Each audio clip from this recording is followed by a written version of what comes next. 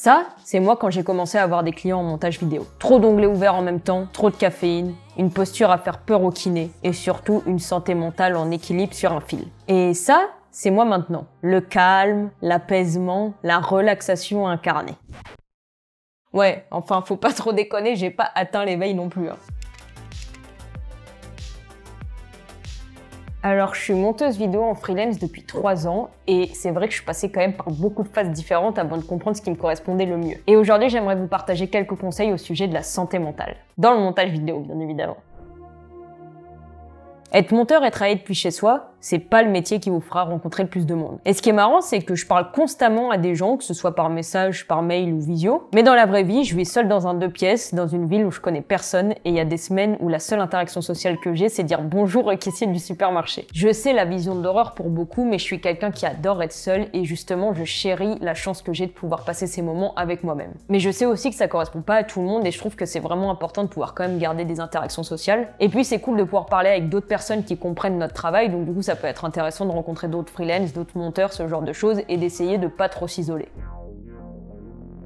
Une chose qui me fait peur par contre, c'est l'instabilité. Décider d'être indépendant, c'est aussi accepter que ses finances elles fluctuent, que ses clients ils changent, que quand on travaille pas, il n'y a pas de rentrée d'argent, tout ce genre de choses. Alors maintenant, j'ai la chance d'avoir un bon portfolio et d'avoir assez d'expérience pour pas trop m'inquiéter quand j'ai besoin de chercher des clients. Mais quand on débute, c'est quand même une autre histoire. Et je pense que ce qui m'a le plus aidé à être un peu moins stressé, c'est de mettre de l'argent de côté. Concrètement, pendant 2 ans, une fois que toutes mes dépenses vitales étaient réglées, je touchais pas au reste de l'argent que j'avais généré. Et surtout, j'avais un objectif en tête. Toujours avoir de quoi vivre pendant au moins 3 mois si j'avais aucune source de revenus. Bon, le petit souci, c'est qu'au début, pour atteindre cet objectif, j'ai remplacé le problème de l'instabilité par un autre.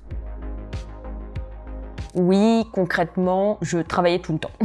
Je disais oui à tout en me disant que j'arriverais toujours à m'en sortir pour rendre les vidéos à temps et qu'au pire, je pouvais toujours gratter sur la nuit si besoin. Et c'est comme ça qu'il y a eu des périodes où je travaillais de 9h à 18h, puis de 19h à minuit. Des périodes où je me réveillais à 5h pour finir des montages avant de commencer d'autres montages à 9h. Des périodes où je travaillais même le samedi et le dimanche. Bref, on est loin du délire de je me mets en indépendant pour gérer mes horaires et prendre du temps pour moi. Et donc, après plusieurs mois comme ça, j'ai un peu pété un câble et j'ai décidé qu'il fallait vraiment que je me crée un emploi du temps plus sain pour moi. Et au final, j'ai plus ou moins pris des horaires de bureau. Donc en gros, je me lève vers 8h, je travaille sur mes projets de 9h à 11h, ensuite je fais 1 heure de sport, déjeuner de midi à 13h, et ensuite là c'est le gros bloc de travail pour mes clients de 13h à 17h30. Entre 17h30 et 19h, je fais du dessin, je sors, je range, le ménage, la cuisine, ce genre de choses. Je mange à 19h et puis c'est chill pour le reste de la soirée. Et je vais me coucher vers 23h. Sans oublier que je travaille pas du tout le samedi après-midi et le dimanche toute la journée. Alors après, ça c'est ma semaine type, bien évidemment quand je suis en déplacement, quand j'ai des rendez-vous, des choses à faire, c'est pas tout le temps comme ça. Et puis n'oublions pas quand même que ce qui est cool quand on travaille pour soi, c'est de pouvoir aussi justement faire ses horaires et pouvoir faire un peu ce qu'on veut quand on veut. Donc les jours où j'ai pas de vidéo à monter pour mes clients, bah là je fais à peu près en fonction de mon humeur. Comme je disais, c'est un travail solitaire, mais la relation la plus importante, c'est celle avec le client quand même. Et faut pas que ça nous bouffe le mental. Là, je pense qu'il y a des points qu'il faut mettre en place dès le début pour prendre de bonnes habitudes. Donc déjà, ne pas être esclave de son client. Alors bien sûr, on veut avoir de bonnes relations et être fiable, mais ça veut pas dire non plus être à la merci du client. Et pour ça, j'ai toujours veillé à établir certaines limites. Alors pour moi, ça veut dire que je réponds pas aux messages le week-end ou après 19h, sauf s'il y a vraiment une urgence sur un projet. J'essaie aussi de toujours me laisser 2 ou 3 jours de rab. Genre si je sais que le montage va me prendre 2 jours, je dis au client qu'il va m'en prendre 4 ou 5. Comme ça, j'ai moins de stress et je peux aussi étaler mon travail sur plusieurs sessions si je veux. Et je ne suis pas trop gentil. C'est-à-dire que c'est bien sympa de faire une V6 sur une vidéo, mais si le budget du client il suit pas les heures de travail en plus, c'est moins fun. Donc là, j'ai une limite de temps de travail en plus ou alors on augmente la note à la fin.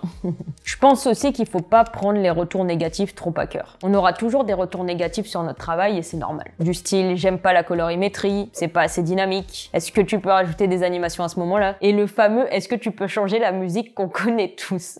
Et quand on a travaillé 15 heures sur une vidéo et qu'on en est content, ça peut vraiment décourager d'avoir ce genre de retour. Mais il faut bien penser que le client il commente notre travail et pas notre personne et donc faut essayer de pas trop prendre ça à cœur. Et mieux, je pense qu'on peut voir ça aussi comme une manière de s'améliorer et de grandir. Et puis ne pas essayer de surinterpréter ce que pensent nos clients. Et ça peut s'appliquer à la vie quotidienne d'ailleurs. Si votre client il vous dit est-ce que tu peux changer la musique, ça sert à rien de remettre en question tous vos skills en choix musicaux et en sound design ou alors de se dire merde il me l'a pas dit sur d'autres vidéos mais il en pensait pas moins, ce genre de choses. Non, je t'assure qu'il aime juste pas la musique de cette vidéo, c'est tout.